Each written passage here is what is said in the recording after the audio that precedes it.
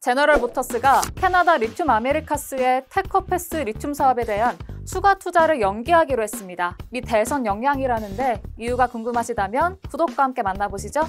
리튬 아메리카스는 지난달 30일 GM이 미국 네바다주 테커패스 리튬 채굴 프로젝트에 대한 3억 3천만 달러 규모의 두 번째 투자를 연말까지 연기했다고 밝혔습니다. 이는 도널드 트럼프 전 대통령이 차기 미국 대통령으로 당선될 경우 리튬 생산 확대를 위한 자금 지원이 차단될 우려 때문인 걸로 보이는데요. 앞서 GM은 연간 100만 대의 전기차 생산에 필요한 리튬을 확보하기 위해 리튬 아메리카스에 두 차례에 걸쳐 6억 5천만 달러를 투자하기로 했죠. 리튬 아메리카스는 조 바이든 행정부의 대규모 대출을 지원받기로 했으나 아직 최종 절차를 마치지 못했는데요. 남은 임기 내 마무리되지 못하면 차기 대통령에게 맡겨질 불확실성이 생기는 겁니다. 특히 트럼프 전 대통령은 미 에너지부의 대출 프로그램을 폐지할 계획이 있어 관련 기업의 불안감은 더욱 커지고 있는데요. 자세한 내용은 한양대 이정환 교수에게 물었습니다.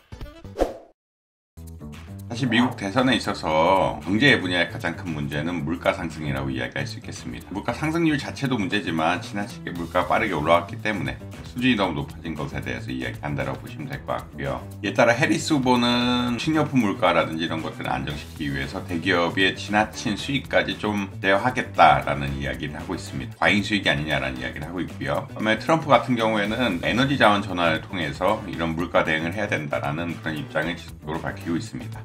에너지 자원 전환이라는 게 어떤 것이냐? 기존의 신재생 에너지로 너무 빨리 이행했기 때문에, 그리고 신재생 에너지가 비싸기 때문에 이러한 것을 쓰지 않고 훨씬 싼 화석 에너지를 쓰면서 어떻게 보면은 이제 물가를 안정시키겠다라는 그런 이야기를 하고 있고요. 이러한 배경에는 트럼프의 불신, 지구 온난화라는 게 추세적인 변화지 인간이 기여한 것이 없다라는 어떤 트럼프의 개인적인 견해 이런 것들이 좀 반영됐다라고 아마 이해하시면 될 것 같습니다. 트럼프가 당선이 된다라고 하면은 인플레이션 감축법 같은 것도 폐지하겠다.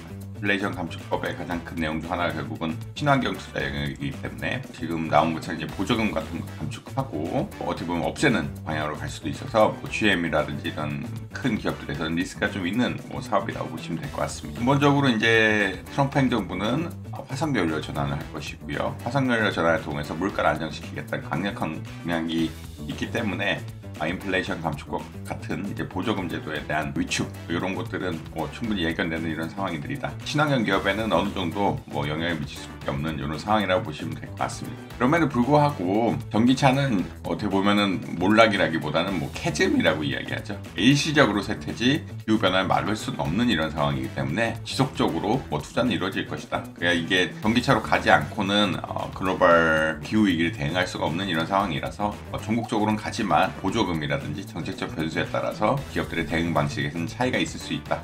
그렇게 말씀드릴 수 있을 것 같습니다.